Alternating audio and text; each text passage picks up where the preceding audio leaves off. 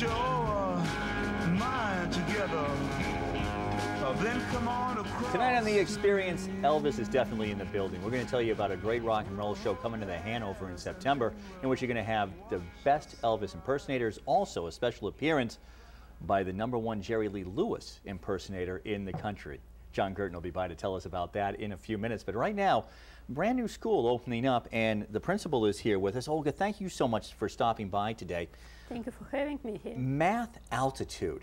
Now tell us a little bit about this. Here in America, I would think that as I read the paper, it does seem as if our math scores could be a little bit higher. If anything, it seems as if we might have something of a phobia when it comes to math. You know, kids in school just decide at a certain age that they're going to shut down and they can't do some of this. Is that part of what MathAltitude helps us overcome? Yes, you're absolutely right. That's a problem that we are trying to solve, and that's unfortunate, and it shouldn't be this way, that kids pretty much at 2nd or 3rd grade they decide that math is very difficult and they cannot do it anymore. Or if they can do it, it should be very applicable, down to earth. They are not trying to solve challenging problems, and as much as they can, they try to avoid it. So we're trying to break it, this pattern, and we open a school in Worcester. We open a school on Harvard Street for grades, kindergarten to high school, and I would like to say that I would rather teach youngsters than to try to solve problems with older students. But now, is that because of what we were just talking about, the fact that when you're younger, if you can kind of overcome, I mean, is it something in our culture that we're putting some kind of a pressure on people in the 2nd or 3rd grade, or that they're deciding that it's hard? I mean, is there some signal that we're giving them and it's harder to overcome that when you're in the 9th, 10th grade? Well, first of all, it's definitely not in the culture. I wouldn't say why it happens this way. There are so many things for children to learn, and maybe this is the reason why the mathematics is not getting as much appeal these days as it used to. I would say that any kid can learn, and as soon as he or she is not scared, we can remedy it, and we can bring these children to the next level. It's difficult to say how we got to the point we got to. We are not as competitive as many other countries in the... Now, MathAltitude as a school as well, this approach that you have, instead of you, for example, being a tutor and going one-on-one to a person's house, you have a school where they're going to come, which would suggest then that there's a whole system in place for them to be able to learn, as opposed to just sort of this one-on-one tutoring. Absolutely. We believe in instructions, in teacher to students communication, and especially in mathematics, it's good to have number of students together so they can exchange ideas, they can discuss their solutions. Teacher should provide the guidance, teacher should provide an instructions, but students much better absorb it when there are a number of them together in class. This is why tutoring works. For certain kids, it's maybe the only remedy that they need to have, but for majority of students, it's much better to have a conversation with their teacher. Now, Olga, does MathAltitude, does it supplement what they're learning in the public schools, or is it's meant somehow to replace it? No, it's supplement. We are placing ourselves as a supplemental program. We are augmenting what the regular school provides. By no means we want to substitute the regular schools. More than this, we would like to work together with the school systems and try to come up to the solution so our children can score better. And by scoring better, I'm not necessarily meaning only tests. I also want them to start thinking critically, to start be able to solve mathematical problems, to be able to see beauty in mathematics and not just, you know, the subject that they have to do. Isn't that, well, you could probably say that about almost any subject, if you can just see the beauty in it, if you can just get engaged in it. So you have this systematic way, this structured way for them to be able to learn. Is this based on the way in which you learned mathematics? To a big extent, Yeah, yes. In Russia, probably mathematics was the only subject that even during Soviet Union we were studied in great depths. There were no politics involved, and this is why it was place where we could escape, you know, all that problems that otherwise created by Soviet Union. And lots of great mathematicians were eager to teach children. This is why our programs were very intense, and they were not scared to challenge children. So that definitely comes from my background, from my own experience, but in addition to it, I don't want to present it as a Russian program. We cannot just take a program, uproot it, and bring to another country. That's not going to work.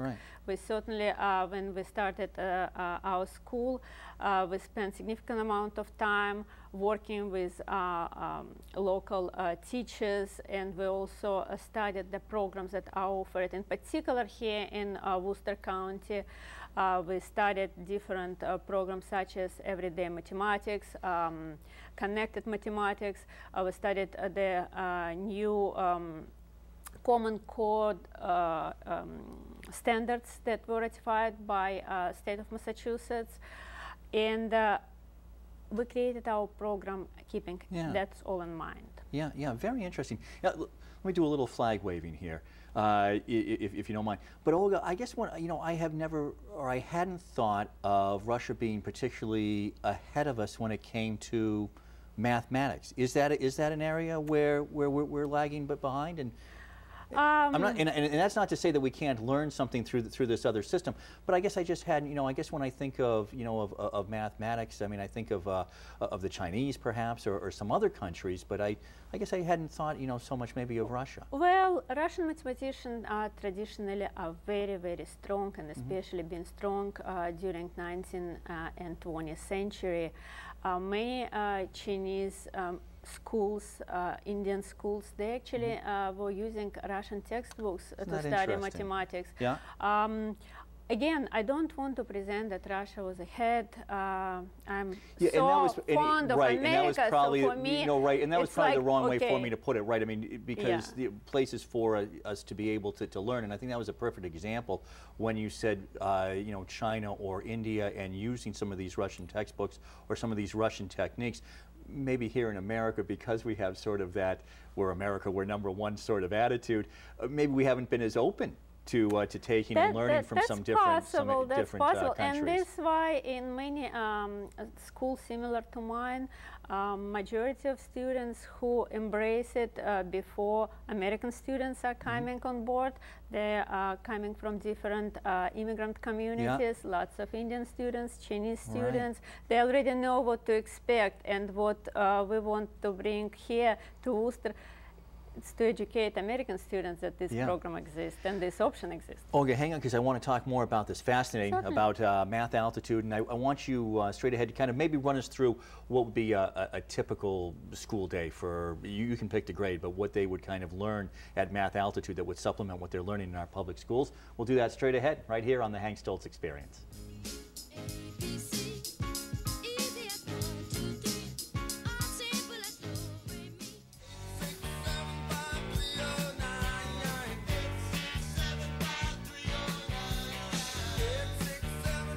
Talking about a fascinating new school here in Worcester, and they're just enrolling now. We're going to tell you about some parent information nights so that you can find out more and that you can go and attend as well. But the principal is with us, and kindergarten right on through high school, you enroll in the program, and really it's going to help you later on in life, especially if you have an interest in mathematics. And I guess that's what I'm thinking, Olga, as we're talking. If we kind of talked about maybe you're having trouble in mathematics, or maybe you're a little bit nervous about it. How do you get over that hump? But really, if you have a real interest in mathematics, you would want to go here as well, because this will take you to that next level.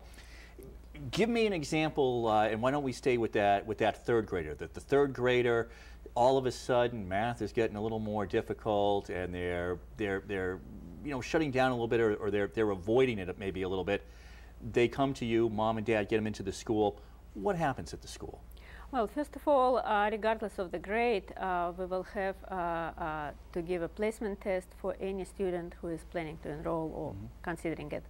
And based on the results of the placement test, we would recommend the grade or level in our school. We don't want to give a wrong impression that the kid who is in our level 3 but in regular school in grade 4 is lagging behind. It's just because our program is a little bit more challenging, and for children who start early, the earlier they start, the better correlation between the grade level and our levels are going to be. After a child takes a placement test, and this is absolutely free, 1 or 2 hours, depending how fast the child is working on the placement test, and we immediately review the test and discuss with parents the results. The child is enrolled, and assuming the parents want to enroll. Right. And after that, we meet once a week for each grade. We meet once a week. For youngsters up to 6th grade, it's 2 hours per week. For 6th grade, it's usually 3 hours, half algebra, half geometry. Yeah. And for all the students, we offer 4 hours program. And parents are free to take whether they want to do just algebra or algebra and geometry, as we recommend, or just geometry.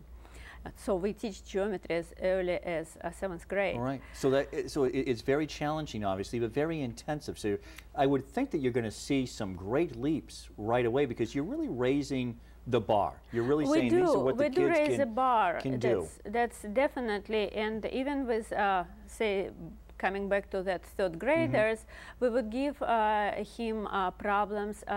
Word problems, and the word problems that this child will do will certainly more challenging that they are accustomed to at school.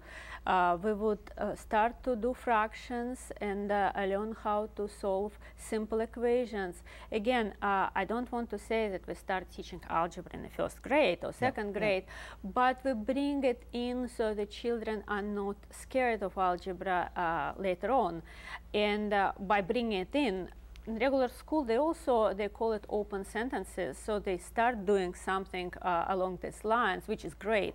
But we go a little bit in more depth, and we are not shy to call equations, and we start with simple equations, and eventually getting to more complicated stuff. So really, the younger that they can get the kids to you, the better off it is going to be. And we've got a couple of parents' nights coming up, and we'll talk about those information nights. What made you, I mean, you're very accomplished, what made you decide that you wanted to do this, that you wanted to pursue this? Well, I'll give you this example. At one point, I had a student who, well, he could do much better in math. He was a very bright young man, but who could do much better. And eventually, we worked together for 3 years, and in 3 years he started to prepare for SAT. Later on, he sent me a mail saying that Miss Olga, they call me Miss Olga because my last name is so long. Miss Olga, I got 790 on my SAT. I'm so happy. And you know, yes, you said it right. I'm a software engineer, I have master's degree from Worcester Polytech, but none of my software programs sent me a mail saying that they got 790 on the SAT. So, you know, the feeling that you get working with students, it's amazing. You know, when you see that they understand something, you're happy even more than they are. If you see that they just stuck, that they cannot, you try to find more creative way how to teach them. And you're getting frustrated because you really want them to succeed. And that counts for something. This is why I pretty much decided to change my career now when I am quite successful as an engineer, and I want to open my school. I want my school to be as successful as everything I was done before. But that's fantastic, and to really give it back and to pay it forward and give these kids a great chance, and to do it right here in Worcester is fantastic. Now, coming up August 17th, is the next time that the parents can come on out for an informational night, twice in September on the 7th and the 15th. What will parents find out when they come out to that event? Well, they will see our school, they will see our classrooms. I will talk to them. I will pretty much tell them what to expect from our curriculum. My husband, who is also founder of this school, will be there. So it's a perfect opportunity to ask questions and get the answer right away. And we'll also try to put lots of information on our website, MathAltitude.com. We have a Facebook. We decided to be in 21st century, so we linked our website to Facebook, and we try to post pictures and everything there as well. So please visit us there. Boy, that's fantastic. What a great idea, and thank you so much for stopping by to tell us about it. Thank you very much for having me here. We appreciate it right here on the Hank Stolz Experience. Coming up, we're going to shift gears a little bit.